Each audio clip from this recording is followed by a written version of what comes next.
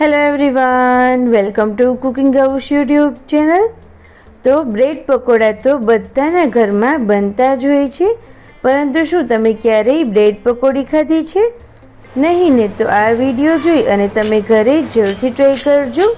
આજે હું તમારી જોડે એકદમ ટેસ્ટી અને ક્રિસ્પી બ્રેડ પકોડીની રેસીપી શેર કરીશ, જે તમે ક્યારેય નહીં ખાધી હોય। તો આ રીતેની બ્રેડ પકોડી ફક્ત 5 જ મિનિટમાં બની અને તૈયાર થઈ જાય છે, અને ખાવામાં તો એટલી ટેસ્ટી લાગે છે કે ઘરમાં બધાને ભાવશે।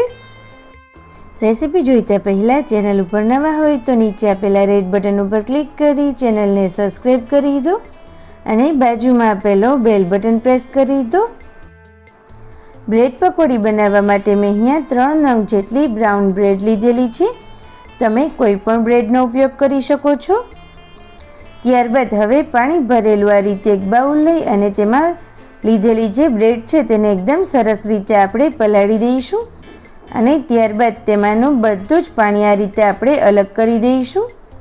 જે પ્રોસેસ આપણે બ્રેડ રોલ બનાવવામાં કરીએ છીએ સેમ એ જ પ્રોસેસ કરવાની છે, અને હવે સેમ આ જ રીતે આપણે ત્રણેય બ્રેડને તૈયાર કરી લઈશું।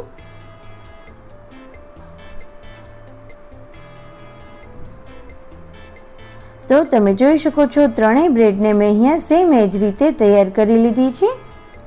ત્યારબાદ હવે આપણે તેમાં 1 નંગ જેટલી નાની કટ કરેલી ડુંગળી એડ કરીશું, 1 નંગ જેટલું નાનું કટ કરેલું ટામેટું, 1 નંગ જેટલું નાનું કટ કરેલું કેપ્સિકમ અને 2 નંગ જેટલા નાના કટ કરેલા મરચાં એડ કરીશું।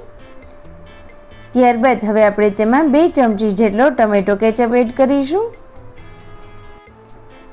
અને ત્યારબાદ મસાલાઓમાં અડધી ચમચી જેટલું નમક એડ કરીશું અને અડધી ચમચી જેટલું આપણે લાલ મરચું પાવડર એડ કરીશું। ત્યારબાદ હવે બધું જ એકદમ સરસ રીતે આપણે હાથ વડે મિક્સ કરી દઈએ। આ સમયે પાણી આપણે બિલકુલ એડ નથી કરવાનું।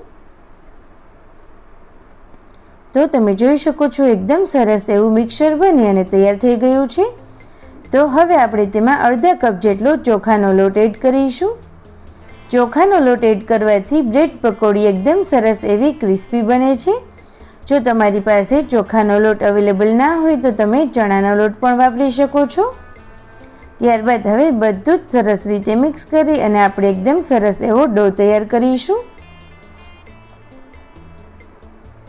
તો તમે જોઈ શકો છો એકદમ સરસ એવો તૈયાર થઈ ગયો છે। આ રીતે જ તેને એકદમ સોફ્ટ રાખવાનો છે, અને અહીંયા તમે જોઈ શકો છો તેલ પણ એકદમ સરસ રીતે ગરમ થઈ ગયું છે।